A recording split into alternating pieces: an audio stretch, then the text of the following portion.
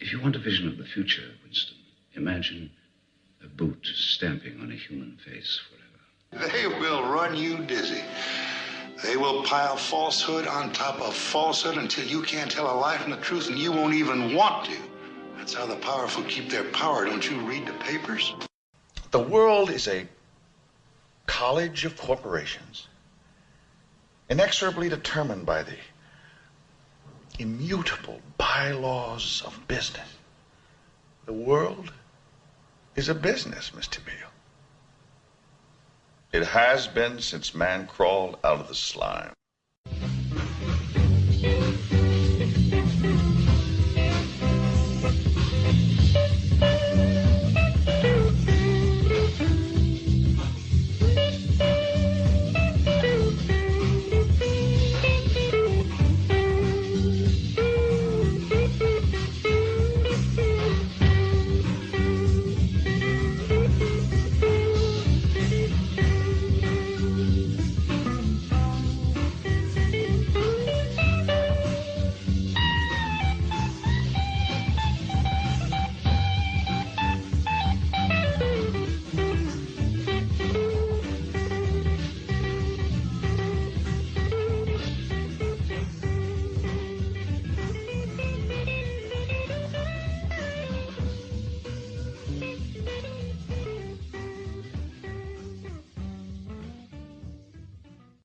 Welcome to another episode of our Interesting Times. It's my pleasure to have Michael Hoffman on the show.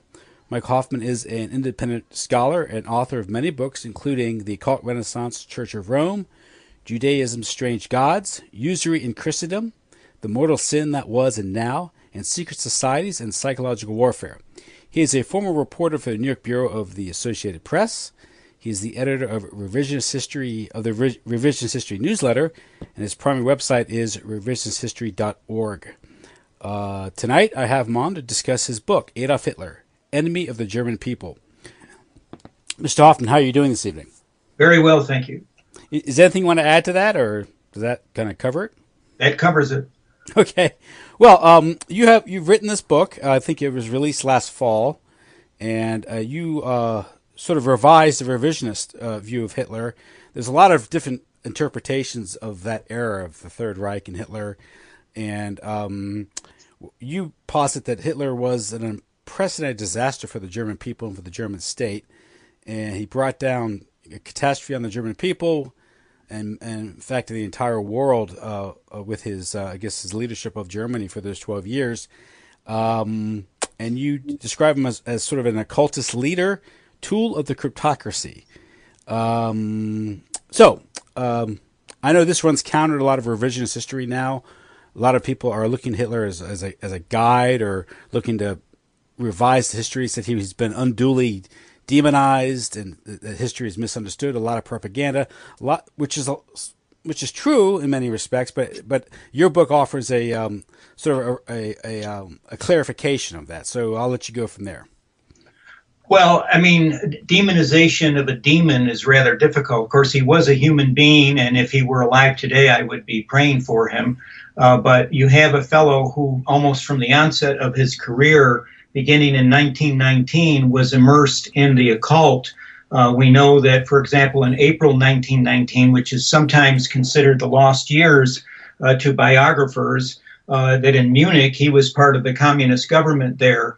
It's a very strange episode in his life. It hasn't been accounted for to any degree by revisionists.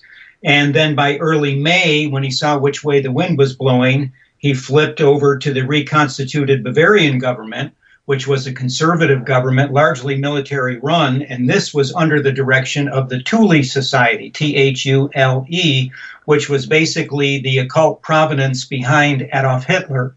Now, the typical response to that datum is that Hitler closed the Masonic lodges. He was the enemy of the Judaic occultism. And that's like saying that Ford Motor Company put Chevrolet out of business, and therefore Ford is no longer interested in selling cars. These other groups were rivals of his particular occultism, and we can talk about that later, about the racial soul and how this emanated from some of the initiation that Dietrich Eckart, who is a moving force inside the Thule Society, and Hitler's guide almost from the beginning of his career. And I'll let you interrupt there, or however you want to take this search for the truth. When you say the tool of the cryptocracy, what is the cryptocracy? Well, I mean, literally it just means rule by a secret cabal. But the cryptocracy, it has been largely known in the right wing, or at least the anti-Zionist right wing, is always made to be synonymous with Judaic people and Judaism. And when I was researching the book that you mentioned, Usury in Christendom, the mortal sin that was and now is not, I had been a student of Ezra Pound when it came to the usury question, as well as Thomas Aquinas and others. But I was quite surprised when I did the primary research to discover that long before the time from which Ezra Pound establishes the beginning of usury banking, which is in Protestant London, England, and the onus of usury is placed on Protestantism, that actually I discovered that it was part of the nominalist Catholic theology, which then gave birth to Johannes Eck, who was the theological nemesis, as you know, of Martin Luther, but also the theological advocate for the usury of the Fugger banking dynasty, the wealthiest people on earth at that time, who were actually part of collecting the indulgences. Their agents were holding the money that was coerced from the people for the indulgence racket.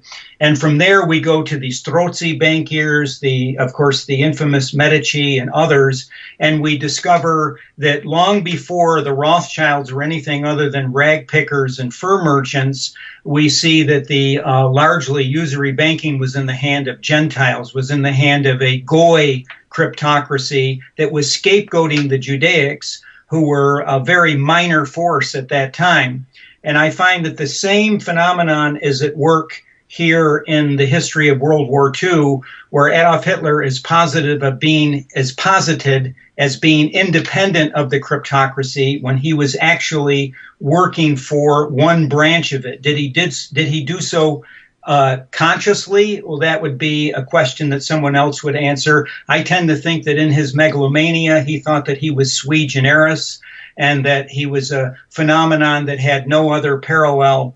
But certainly when we look at the career of Dietrich Eckhart, his familiarity with the Kabbalistic Chokhmah, or world spirit, and we begin to see the outlines of Hitler's magical thinking that led him to so many disasters. People tend to emphasize his rebuilding of the economy in Germany, which, by the way, was done with cooperation of so-called Aryan, I put that word in quotes, Aryan banks. Yes, he drove Judaic banks out of business, but he relied on Aryan usurers and so-called Aryan industrialists for that economic miracle, which, by the way, was predicated on the building of a war machine and with the intent of making war in the East against the Slavic people. So it isn't quite the economic miracle that has been presented to us. But then once the war begins and we see this magical thinking in effect, particularly with the invasion of the Soviet Union, that's when I see the hallmarks of his magical training. And I will add here, Mr. Kelly, that the two leading attributes of the Kabbalistic praxis is self-worship and the creation of a human and subhuman dichotomy. So what we have is that Adolf Hitler substituted for the worship of Jesus Christ, which the German people have been largely engaged in since Christianity first came to the Teutonic people, for the worship of the German people. And then, of course, he created Kabbalistically the Aryan Superman, the Übermensch, and then the subhuman Slavs and Judaics. Those are classical Kabbalistic hallmarks, and they're certainly present in Hitler's Gestalt and Weltanschauung. Now, some have posited that Hitler was sort of conjured up by the cryptocracy or the Anglo-American Zio Empire. A while back I interviewed a gentleman, Guido Preparata, who wrote a book, Conjuring Hitler, How Britain and America Made the Third Reich. And he said, at least he posits in his book, that he looks at the two world wars as sort of a 30 years war, an attempt by the Anglophile world, the sea power, if you will, to gain control of the continent, the land power. This goes back to the Mackinder Doctrine. and it was their strategy to sort of manipulate the political situation in Germany, so a leader like Hitler would come to power. And as you say, it doesn't necessarily mean that Hitler was a witting agent of British or Anglo-Zio or American power, but he served their purposes. And you make that claim in the book, where it was the cryptocracy's agenda that Hitler helped fulfill by sort of playing out this drama. Well, what was the denouement of the reign of Hitler? What was the end result? Germany in ashes. Mm-hmm. And the Hitler pleaders say that it was inevitable, that because he put the Germans on the rise, that it was inevitable this would happen. Even Patrick J. Buchanan, in his book on The Unnecessary War, Churchill and Hitler, objects to that thesis, that it was unnecessary and Germany did not have to be destroyed and Hitler did not have to take the moves that he did. And in particular, the move in invading the Soviet Union, which had no hope of winning whatsoever. Now, I'm well aware of the Suvorov thesis and also Joachim Hoffman's book and so forth. But even given that idea that the Soviets were about to imminently invade, and that's always the alibi for the worst military blunder that Hitler committed, that he had to respond in that way. Personally, I find that highly questionable when we look at the history, both from Napoleon and from the point of view of military strategy of great German military strategists such as von Clausewitz, that you have to factor in geography here. The Ostheer, the German army in the east, had to march 1,000 miles across the Russian steppes, and they were doing it in June, and then they ended up doing it, as you know, famously in the wintertime. And they were completely ill-prepared for this. And I can go into that as a symptom of Hitler's magical thinking that he got from the book by Schertl, Magic in Theory and Practice. But what we have is, had Hitler only entered into Russia 200 or 300 miles, he could have created another wall, and I believe an impregnable wall, against any type of Soviet invasion. He did not have to have this grandiose notion that he was going to be able to take Moscow or Stalingrad or the oil fields, which was completely out of the question with the kind of preparation and material support that Hitler had allowed for the Ostheer. Secondly, if Russia had invaded Germany, they would have had to come across that 1,000 miles of virtual wilderness, roadless wilderness. It was largely still Tsarist Russia at that time. And then they would have suffered what the German army suffered in terms of very poor supply lines. In fact, more so because they didn't have the organizational ability of the Germans at that time. And I think that that would have foreordained Stalin's defeat. So the whole notion that because of the Suvorov thesis, and Suvorov, that's not his real name, he's actually an agent of British intelligence, but that's the alibi for why Hitler had to undertake this Masada-like operation, the suicide operation in the East, which he was informed by his quartermaster general as early as December 1941 had caused him to lose the war. So I just see it as a debacle of epic proportions. I'm not familiar with the thesis of the gentleman that was on your program, but I can certainly see that the destruction of Germany was in the cards, and had Hitler never lived and had some type of peaceful Republican type of Christian Catholic leader, or even a non-Catholic Christian leader had come to the fore in Germany who was wise and moderate, I believe that the Germans could have done it much better. And I don't think that that country would have been in flames and now bearing the mark of Cain for all generations as a result of the animus against Germans and much overheated Allied propaganda concerning German atrocities, which certainly were real, but they've been grossly exaggerated, as you probably know. Yeah, atrocities on all sides, exaggerated on one side and covered up on the other, to support the narrative of the good war, which again supports today's imperium, today's Anglo-Zio imperium, Anglo-American Zio imperium. Going back a little further, maybe stepping back a bit, Hitler, the politician, people think of Hitler as a dictator, but he wormed his way into power through legitimate means. He was appointed by President Hindenburg, Paul von Hindenburg. His party had gained at least a plurality in the Reichstag. I understand it was on the decline, so it was kind of this critical moment, but he was able to, I guess, by hook or by crook, get appointed. There's some evidence of of bribery or blackmail being involved in this with Hindenburg's son, I believe. I've read about that. But in gaining power, he made certain promises, and he sort of posed as a populist. And you mentioned this one, these two people by his side. One was Gregor Strasser, who I believe was murdered on the night of the Long Knives, and then there's also Gottfried Fedor. And also Hitler courted Catholics, and also sort of posed as the anti-banker, because he by working with Gottfried Frieder actually had a plan that did challenge users, bankers, both Jewish and Gentile, correct? Absolutely. And now I'm not correcting your pronunciation because my German isn't very good, but it may be Fader. Sorry. Okay. Sorry. But anyhow, whichever. The point is that Fader was actually the de facto ruler of the NSDAP, the Nazi Party in the 1920s, in that he had written the party platform, and much of the popularity and attraction to the German people was on his 100% absolutist objective of wiping out the renting of money at any rate of interest, which is actually the rehabilitation of the medieval Catholic Church irreformable, infallible doctrine concerning this subject. So it was a wonderful thing to behold. The Germans intuited that, and much of the support for the Nazi Party came on the basis of that anti-usury platform. Strasser, meanwhile, Gregor Strasser, as opposed to his brother, Otto, although in the early 20s, Otto and Gregor were working together, but they're two different individuals who took two fairly divergent views, both on the NSDAP and on other matters. So it's with Gregor I'm concerned.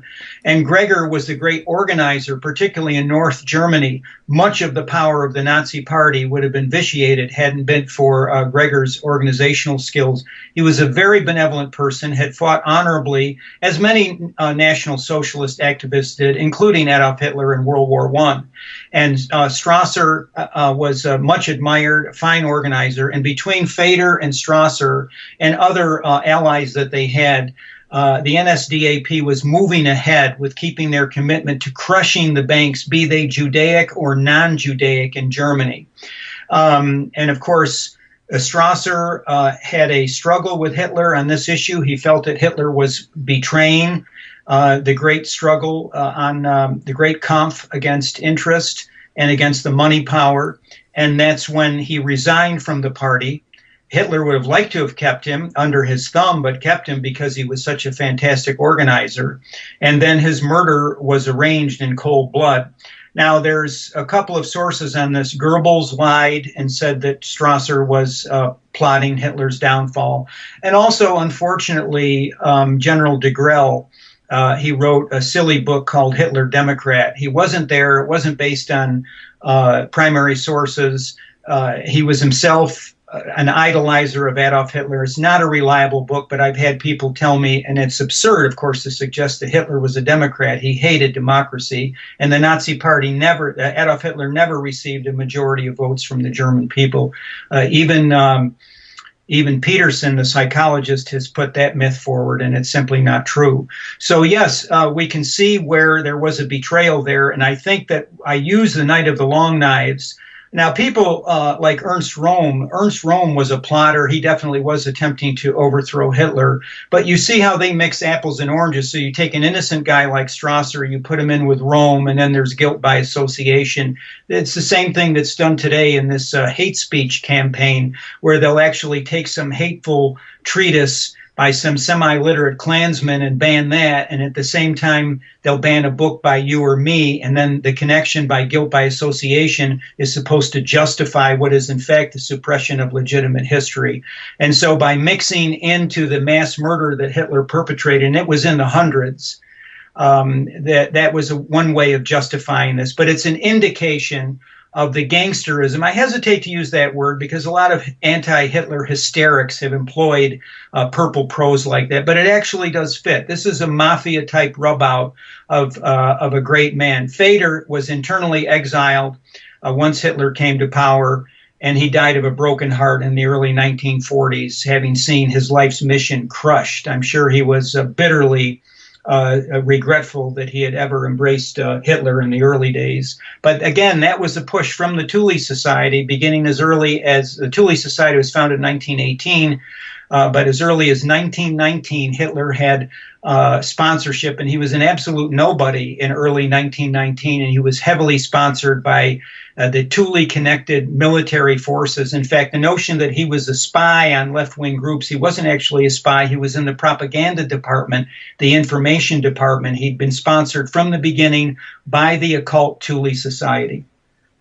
Yeah, in the book that I cited, Preparato's book, he also points out that in the 1920s, the Great Inflation and then also the Great Crash in the early 30s, the people that were most affected by that were the middle class, and the elite did very well. And it was when after it was almost like the rug was pulled out of the Credit Anstalt Bank and the banking system in Germany. The moment Hitler came into power, money started flowing in again to fire up the economy, and as you cite, to build the war machine. And as you point out, by making the deal, this I think this speaks to maybe this explains why Strasser was murdered and Feder was purged, because in order to finance the building up of the German army, the Wehrmacht, the Luftwaffe, Hitler's war machine, if you will, Hitler had to make a deal with the industrialists and the bankers. But the moment you do that, you make a pact with the devil, because then you have to work with the usurous banking system, which undermines whatever populist agenda you may have once considered. And would it be fair to say that there was at one point the National Socialists were a genuine populist party dealing with the turmoil, the problems of the day, great inflation, economic turmoil brought about by the war, and the reparation systems and things like that. But as Hitler got closer to power, he realized he had to make that deal with the devil in order to ascend to power. So was it just a dirty deal made, typical dirty politics in many ways that brought about the Night of the Long Knives? I would tend to say no, because of that occult element, because of this guidance that he had been receiving. Why did they pick him out like this? Yes, he had oratorical skills. Yes, he had a fine military record in World War I. There were many hundreds and thousands of out-of-work, unemployed German soldiers who fit that profile. How did they psychologically and spiritually profile Adolf Hitler to fit the template that they wanted? And the fact that he had been dictatorially oriented from the beginning, I can give you some of the information that from the beginning he said he would be the dictator of Germany. What he was a secular messiah. That's what he was setting himself up as. One thing I would dissent from is the idea that without usury banking and without a certain type of exploitative, corporative, industrial structure, that you can't rebuild your army or can't rebuild your nation. And what I would say is that a traditionally Catholic, that is to say, medieval economic system has not been in power for several hundred years, and therefore we don't really know what that would look like. But since God would be behind it, because that is his will expressed in everything from Psalm 15 to the theology of Thomas Aquinas, we would say, in looking back at the Gothic cathedrals and the enormous building projects that were successfully done in a largely interest-free economy, even though, of course, there were violations of that. Dante makes reference to the city in southern France in his Canto 11 in the Inferno as being a source associated with both banking and sodomy, which is usury and sodomy, which is an interesting connection. But so did Hitler more or less sort of just fall into this, and that he was maybe not the most moral person and this was an economic necessity? I don't think so, because if you take a look at the sponsorship that he received, let's go to Munich University in June 1919. Who put him there? It was arranged by the Weichsar Information Department of the Bavarian government through Captain Karl Mayer, M-A-Y-R, who was a protege of the Thule Society's Dietrich Eckart. Mayer had played a significant role in the coordination of military activities of the Thule. And here they are from the beginning, bringing Hitler up. And Hitler has this idea about dictatorship from the early part of his rise inside the National Socialist Party. He said, and he told in an interview with the Daily Mail, and this is not disputed, the Daily Mail on October 2nd of 1923, he drew a significant parallel with Mussolini. He said, quote, if a German Mussolini is given to Germany, people would fall down on their knees and worship more than Mussolini has ever been worshipped. 12 days later, at a party meeting in Nuremberg, Hitler stated, quote, a real dictator does not depend on anyone. The nation depends on him. Not relying on anyone else, but only on my immense resolve, and with it and through it, either gaining victory or going down to defeat. And September 14th, 1930, he says, at a moments of crisis, nations should always look to dictatorship and never to Germany. I would say here you see a clear harbinger of what this man is going to do. I mean, here he is stating at the Nuremberg party meeting in the early 20s that it all depends on him and on his immense resolve. Here you see the megalomania. And he's predicting that they'll either gain victory through him or go down to defeat. And this, if you look at, again, and the occult mandate that he received from Schertl's book and others about this, the willpower. When, for example, when officers, and I, as a former reporter, I met many German officers, including a German general from the World War II era, and have spoken with them personally, including the general was actually stationed on the Eastern Front. And how many times they went back to tell Hitler that they not only didn't have the famous no winter clothing, but they didn't have weapons. They didn't have sufficient tanks. They didn't have food. They didn't have armaments. They didn't have repairs for the engines on the vehicles that were breaking down. And they were always told, this is a failure of your will. And they were returned empty-handed and told that as an Aryan Superman, they were to use their will and overcome. That is classical 19th century occultism as channeled through Guido von List and many of the other Proto-Germanic Teutonic mystics who were operating at that time and talking about the race soul, which the German Aryan possessed and the Slavic people did not. And they put Hitler on the road to taking down these supposedly inferior Slavs and then building this empire in the East. And that was really the source of the downfall of the German people. Well, because one brings to mind, of course, Leni Riefenstahl's film Triumph of the Will, right? Yes, but you know, that's legitimate. I mean, you and I, when we were in our high school sports, or we're struggling with trying to pay the bills for our family or whatever, the will is necessary. You know, there's a will within the bounds of Christian resolve and the kind of character that we see very little these days among our youth that has to be inculcated by parents and the church and society as a whole. That's legitimate. But when you tell some of well, in my opinion, the finest army in the world at that time, the German army, the Ostheer there, the Wehrmacht, that you tell them that, no, we're not going to send you any supplies. Hitler actually bragged to the German people in the war relief speech that he gave in the fall of 1941 that the war had been won against the Soviet Union, and he was turning the manufacturing of the war economy over to ship engines rather than what the troops needed in the East. When you're doing that, you're now on the thin ice of magical thinking, and that's where Hitler was. Yeah, one could look at Operation Barbarossa as, you know, magical thinking over rational thought, because if you just look at the scope and size of that operation, just the sheer logistics that it required, a 1,500-mile front, as opposed to the Western Front, which you're dealing with 300-mile fronts, where blitzkrieg could work, whereas the Russian steppes, the vast Russian vastness, and Russia could absorb huge blows and punches without collapsing. And that became clear by the late summer, and the generals were aware of that. And his unwillingness to accept reality there led to the disaster. So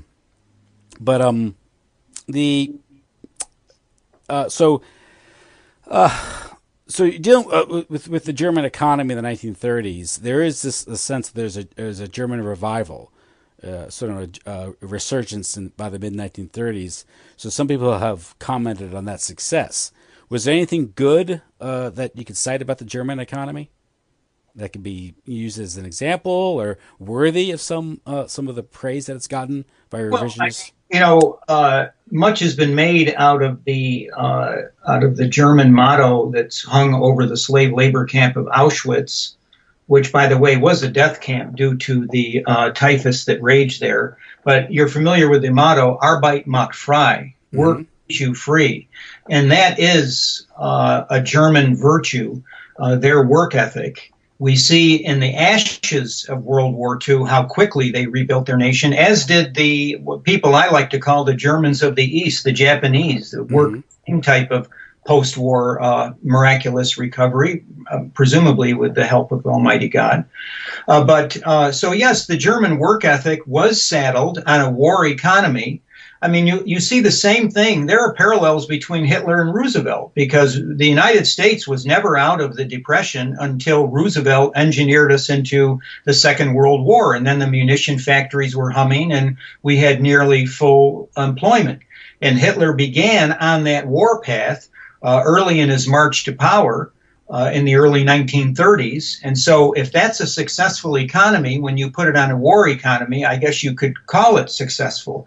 But the idea that we're going to judge the state of Germany from the newsreel footage, which all comes from, the majority of it comes from Nazi newsreel producers, showing mesmerized people Sieg Heiling and giving the Nazi salute, and everyone eager for war and or eager at least for the suzerainty of the Nazi Party and the leadership or the Führerprinzip of Adolf Hitler. I think that's a gross distortion of how the German people felt. If you look at the letters early on that troops received on the Eastern Front, and this is after the German army had conquered most of Europe, North Africa, and if you look at and that's prima facie evidence when you're looking at letters and correspondence from parents to the youth who were on the Russian front, and then vice versa, and you're seeing the tremendous sense of foreboding and even outright fear that they had for the type of ambitions that Hitler had. Now, they couldn't state in the letter that they were reckless, but they certainly spoke around that without, possibly being arrested for unpatriotic statements in wartime. So I don't think the German people were as happy as the footage tends to show. And I believe that I am not happy with the American economy, and I wouldn't have been happy with it in the supposed halcyon days of the 1950s, in the post-war boom then, because it was a usury-based economy. And what that means is that it's predicated, as Hitler's Germany was, on a certain portion of the population being in debt peonage. Now, besides the Bible, both in the New Testament and the Old reserving the condemnation of usury for those who practiced it among Israelites, and then in the New, outlawing it for everyone. But when we look at that, those prohibitions against usury, we also see another one, and that is the limitation on any debt beyond 7 years. And that is another thing which the churches today and the churches then paid little attention to. And so if all loans come due at the end of 7 years, then you're freeing people from debt peonage at the end of that. All those things are overlooked in American society, except for the fact that our bankruptcy laws still have that number 7 in them to a certain limited degree. But these are largely overlooked. So God does not want his people in peonage of any kind. Jesus came to free us, not to rebind us under man's laws and governance. So perhaps I'm too much of a purist, but I would not say that any usury economy, be it National Socialist Germany's or the American capitalist one, is anything to be proud of. And I can anticipate my critics again saying that this American economy has lifted more people out of poverty than any other economy. Again, an extreme generalization in terms of how much going against God's law does in terms of enervating the soul and the spirit of men and women. And that's a subject for another day. But so that would be my judgment on the economy at that time. Yeah, I'd say it's hard to assess the Nazi Germany's economy because they were only in power for 12 years, and 6 of those years she was at war, and that distorts the economy and all calculation. And obviously, in the final analysis, it didn't fare too well, the German economy, because it was crushed under the weight of Allied bombs and the Red Army. But you're right. I mean, it's there's a question of sustainability in any economy with usury, because you have compound interest. And I think I've heard you comment in another interview. You said that even if you're Henry Ford or Thomas Edison, you can't compete with the miracle of compound interest, and inevitably it weights everyone down and brings about slavery in one form or another. And we're seeing that today, of course. That's why we're ruled by the money power. Until we stop the renting of money, no one, whether they're the best inventor, the finest farmer, the smartest manufacturer, can exceed the profits that the hedge funds and other ancillary economic instruments that spin off of that compound interest create in our society. And all I see is symptomatic Band-Aid approaches to this when people talk about fighting the money power, and I don't see a return to the root, which is the medieval Catholic theology on this subject, which also, for our Protestant friends who are listening, is also thoroughly and completely biblical. And regarding the war itself, if you look at the up until 1941, Hitler had seemed to sort of achieve these short Bismarckian style victories. Whether it's regaining Poland or attack going west. People forget that England and France declared war on Germany, so technically that wasn't really aggression. Of course, you can talk about the Low Countries in Norway, but in that case, he was beating the Allies to the punch. But these short wars, excuse me, but I mean, he did promise that after Czechoslovakia, he wouldn't take any more land. And Chamberlain gave the guarantee to Poland at that time. Hitler's antenna should have pricked right up at that point when Chamberlain gave that guarantee that England would go to war if Hitler gobbled up any more of the East. And then he broke his word to Great Britain, and he did attack Poland. And that's the blank check. But I'm saying, strictly speaking, England wasn't in a position to alter what was going on in Eastern Europe, and nor was it a justification for her to declare a general war. A pretext. If England was England historically a defender of small nations? Ask the Irish. But But on the other hand, in this era, there was a sense. Of course, there undoubtedly ulterior motives are at work here. I don't doubt that, but there was in England, and again, relying on Patrick J. Buchanan, who's not exactly a softie on this subject, there was an awareness in Great Britain of the formidable military power that Germany represented. But there was also a fear that there was no stopping Hitler in terms of his aggrandizement. Now, I happen to believe that he would have not turned toward the West. I happen to believe he had a tremendous admiration for the British and the British Empire.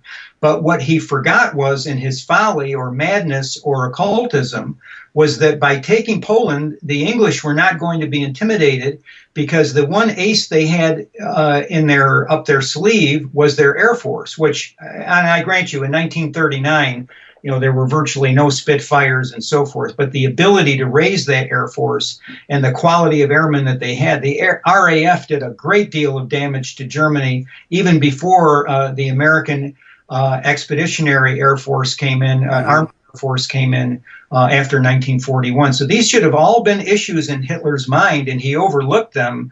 That's there was no roof over the Reich when the RAF came pouring in. And then, of course, when the Mustangs came in, this is even prior to the invasion of Russia. So it's a mess to me, but go ahead with your thesis suggesting that, you're not saying that Hitler did nothing wrong, but that it was understandable that he would take the East and the English unnecessarily attacked. Is that it? Well, given the map of Europe, Poland and the Polish independence was less than 20 years. It was carved out of the German and Russian Empire, and its existence, its independence, was based on a dual German and Russian defeat in the First World War, which was an odd occurrence, but it was brought about by the Bolshevik Revolution, which was funded by the West. So, but you're dealing with intrigues, and at least at the meta level, these things are being manipulated, I think, that go beyond even Hitler's pay grade. And Churchill, these statesmen or these leaders are agents of a higher power. Sure. You know, and that's the meta level of these things, and that's what you got the First World War and the Second World War, which I think is kind of a second 30 years war to gain control of the continent and therefore the world, the pivot of the world, which is the Eurasian landmass. And but my point is that this invasion of Russia, I mean, this megalomaniacal desire to control the East, was this an attempt to break out of Germany's strategic dilemma that became clear because of the Hunger blockade, the First World War? This fed the doctrine of Lebensraum, the Mackinder doctrine. It was a dialectic going on there. But nevertheless, you cite in your book is even when the war was going well for the Wehrmacht in the East, she was suffering huge casualties. You're talking like 500,000 dead by the end of the summer. I mean, there's simply no way Germany could sustain that. 180,000 German kids were dead within 3 months. So that's more than Vietnam and Korea, and then another 55,000, you could say. Well, actually 80,000 right there. But I guess that didn't matter that much to Hitler. 180,000 of these kids. But, as Mr. Kelly, as early as 1922, he was already planning an attack on Russia as well as colonizing the East. There's a secret conversation that he had with the financier Edward Scharrer, who was an heir of the Anheuser-Busch beer fortune through marriage and co-owner of a big newspaper in Germany, Scharrer. Mm-hmm. And Hitler stated that Germany should aim for the destruction of Russia with the aid of England. And this actually comes from David Irving. He found the memo, and Irving titles it, "Hitler Sets Out His Secret Plans to a Wealthy Donor in December 1922. And so this is catastrophic for, at that time, Germany was a crippled country, crippled by the Versailles Treaty. And here you can see Hitler's long-range plans for doing in Russia. I think that to unnecessarily take on Stalin's empire like that, but it's based on the underestimate of the Slavs as being a slave-like people, that the Germans would be able, in fact, Hitler gambled that they would be in Moscow by December of 1941. And again, the people who are his panegyrists say that the Ostheer fought to the gates of Moscow. Well, I didn't see Hitler in their ranks if they fought to the gates of Moscow, and I don't think they got any closer than 30 or 35 miles. It was due to the fortitude of the frontline German soldier and their brilliant commanders. And by the way, if you look at the diaries of the German commanders at that time, they said we couldn't have gone another mile. We were out of gas, we were out of engines, we were out of tanks, and we were out of ammunition. So the notion that just Hitler turning, and I believe this at one time, just turning towards Stalingrad, that was, and that's the legend that some of his generals, to exculpate themselves, planted later on. But they had been fought to a standstill by this subhuman so-called Red Army, when in fact the Red Army's performance there under unbelievable conditions, because as you know, the Soviet secret police, the NKVD, shot them down if they even attempted to retreat. Then if they were taken prisoner by the Germans, they would be executed or sent to Siberia at the end of the war. It was a horrible situation, and I really have sympathy for the frontline Russian soldier. I'm aware of the mass rapes in Germany, Ilya Ehrenberg's propaganda, which instigated much of that. But nonetheless, these conscripted Russian kids who did not want to fight the Germans, but they were forced to do so. And then, of course, when Germany invaded, they were keen to do so because they had a patriotic sense of their land. You have to understand Russian Orthodoxy, which does not have a division between the church and the monarch, and probably to some degree they associated Stalin with the Tsar. But anyhow, yes, it's a dreadful thing that happened, and it sealed the fate of Germany and the German people, and that's why I say that Hitler was the enemy of the German people. So, I mean, with Hitler, I have a few more minutes left here. With Adolf Hitler, he comes to power, and he achieves the objectives of the kleptocracy. Well, take a look at, he's the original $6 million man for the Israeli state. I mean, they would have not been able to found their Israeli state, which was all on the sympathy that the Judaic people earned, having been slaughtered in the hundreds of thousands, if not more than that, during World War II. Mm-hmm. And as a result of Hitler's regime. And that's how the Palestinian land was stolen and the Israeli project was imposed. So this is certainly a tremendous benefit to the Zionist powerhouse that cared nothing for individual Judaic people. There were many opportunities they had to save Judaic people from the Nazis, and as you probably know, there's internal memos and other evidence that they thought it would be good that they were killed by the Nazis, because that would create more of a groundswell of support for the Israeli regime and occupied Palestine. Yeah, the Zionism itself, I guess, goes back to Theodor Herzl, and that's the turn of the late 19th century. But they've been working on this for decades. And of course, you have the Balfour Declaration, written to Lord Rothschild in 1917. But it was really the catastrophe of the Second World War, and also the narrative that came out of that war with the Holocaust, that gave, I guess, allowed for the birth of Israel as a state. And if Hitler had never come to power, or someone like him, whether it was a Goebbels or a Hitler, I don't see how you would have had an Israeli state there in the Middle East. And as you say, the roots are back in World War I with the fall of the Ottoman Empire, because if that was still Ottoman territory, then Balfour and the English would have had to fight another war with Turkey. But as a result of the defeat and breakup of the Ottoman Empire, then Britain was able to move in, Masonic Britain was able to move in and create that foothold for the Zionists, contrary to what the Talmud had taught the Judaic people. And as you know, there's still a minority of the Hasidic Judaics and even non-Hasidic Orthodox Judaics who follow the Talmudic lead, which is that there is not to be any land for a government of Israel on earth until the Messiah comes, or until the Moshiach comes. And so there is a substantial minority of Hasidim who are not just the Nutari Karta who went to the Iranian Holocaust Conference, but many tens of thousands more, hundreds of thousands more, the Satmar, for example, who don't believe that the Israeli state has any legitimacy whatsoever. And that's based on the Talmud, because the Talmud had always advised that they befriend the Gentile rulers of the nation in which they were resident. And the history of Europe is testimony to that, and then derive protection from the peasants and the working class from the ruling class. And that's the beginning of the partnership between Talmudism and the Gentile ruling class in Europe and Great Britain. I guess sort of a Talmud or a Talmudic interpretation of the Talmud, twisting it around.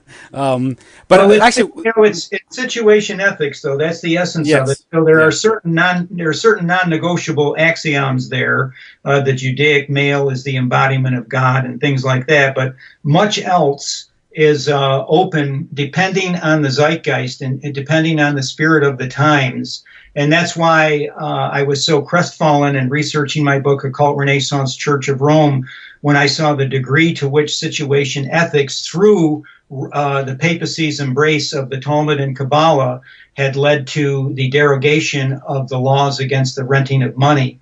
And so situation ethics entered the church during the Renaissance, when the secret gnosis, both Kabbalistic and Talmudic in many respects, had seized the papacy, beginning with Alexander VI. And there are a few notable exceptions there, but again, that's a topic for another time. That's what the thought that I had that I had forgotten was, you make the point in the book, and this we can close out the interview because I want to be respectful of your time. Is you point out that by appealing to the protocols of the Elders of Zion, as opposed to valid research regarding Talmud and the problem with the Jews, that the Hitler and people like Ford had relied on a document which had no basis or scholarship to it, which then sets it up to be criticized the way it is today, when there's much better research and documents to cite regarding Jewish behavior or Jewish involvement in Europe and its history. Can you expand on that a little bit? Yes, I'd be glad to, because that's a very, very important point. I don't want to get into debating whether or not the protocols were faked by the Russian Secret Service or whether they're authentic per se. But what I will say, and I think that's indisputable, is that they're disputed. and they're highly disputed.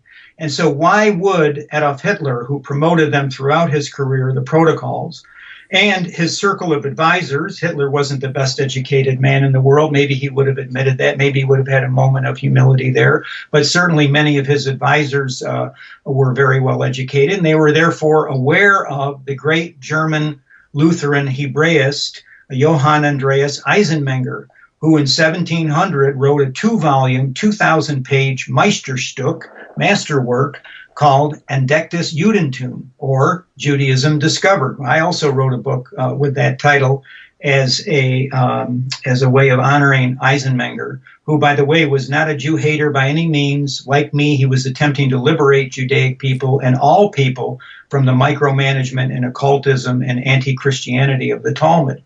Well, here was 2,000 pages of irrefutable documentation. Hitler had the money, the printing presses, to be able to take that book, do a modern edition, translate it into English, Spanish, many other languages. It really would have put a huge dent in the reputation of Judaism in a remarkable and powerful way. And instead, it was totally ignored, left in obscurity to gather dust.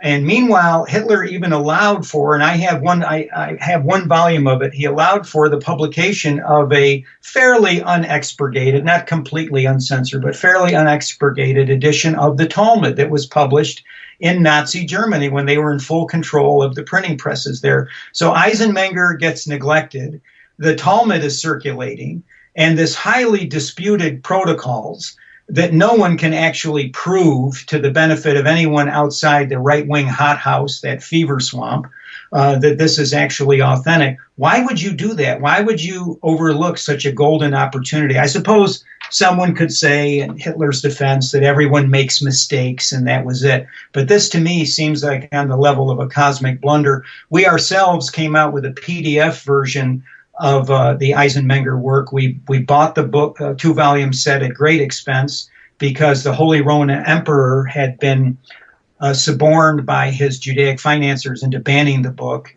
And so there were very few copies of the first edition extant. There was a second edition published, but it's not reliable. It's mostly reliable, but not entirely. So we bought it. We scanned it on PDF for German readers. But in English, there's only an excerpt by a French Huguenot exile in Great Britain who published excerpts in the 18th century, and that's still locked up in that old antiquarian typesetting. We reprinted that too. We'd certainly love to see somebody take over translating that. It's in the public domain, of course, and it remains to this day the inaugural scientific exposition of Talmudism in a loving and kind and decent way, but also with brilliant linguistic ability, because Eisenmenger studied with rabbis in Amsterdam. He mastered the Aramaic and Hebrew. Most of the Talmud, of course, is written in Aramaic, not Hebrew, but he mastered those languages. And Hitler ignored the whole thing. To me, it's another nail in the coffin of the National Socialist Project. Other people may make of it what they will. Now, okay, well... No, go ahead. We're over schedule, but you're a good interviewer. We can run for the next however many, 3 or 4 or 5 minutes is fine. Oh, okay. Now, this book, I suspect you got a lot of criticism for this book from revisionist corners. And now, what is your take? I mean, the purpose of revisionism is to sort of unravel, the half-truths, the lies, and the official narratives that we receive. That's retailed to us as history. What's your take on what's the mission of revisionism? I think you've spoken on this before. What is your objective here?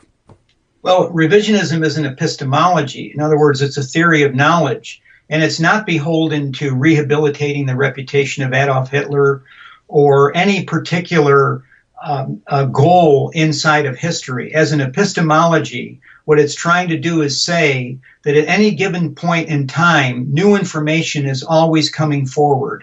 And knowledge is not power. It is the ability to detect fraud that is power. And therefore, taking that realization and revisioning history on the basis of whatever we're finding in someone's attic, what's ever being unearthed in a tomb, what's ever being re-looked at that we thought we had seen the first time, but now a second look reveals more, that this should be taken in and resulting in a modification of our view at any given time of every ideology and every chronicle of history. And what's happened is that I would say in half the cases, revisionists, including World War II revisionists, and I can think of some names, I won't mention them, they have remained loyal to that epistemological project, and to their credit. And there's been some wonderful work done. And it's very courageous, too, because they're subject to enormous persecution. But at the same time, there are people who are very little more than, I guess I could use the word Hitler enthusiast, but that's almost a euphemism for borderline neo-Nazi in some cases.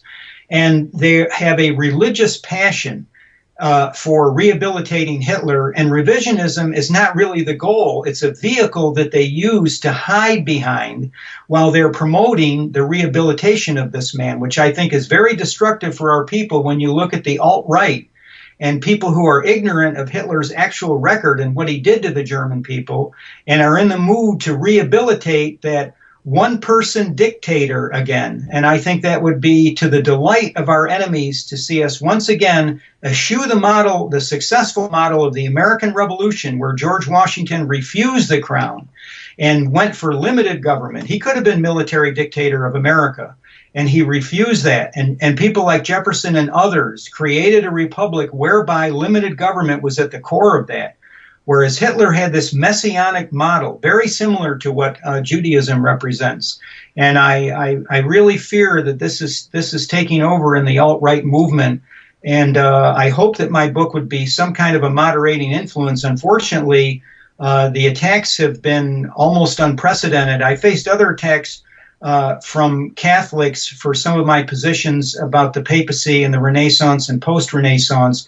But these are even more intense, and it's actually caused a loss to us in many ways. I was hoping to expand this book. I have a great deal more material. This was actually going to be kind of a groundwork for a discussion such as you have afforded me here today, but that mostly hasn't happened. I was invited onto a program that some neo-Nazis inspired, and I want to be kind here, but the mediocre level of their discourse, it was so poor that I felt that even appearing there would not be helpful at all, because I had read some of their critiques and it was just silly regurgitations of Nazi propaganda. And people have to have some degree of objectivity in order to engage with them.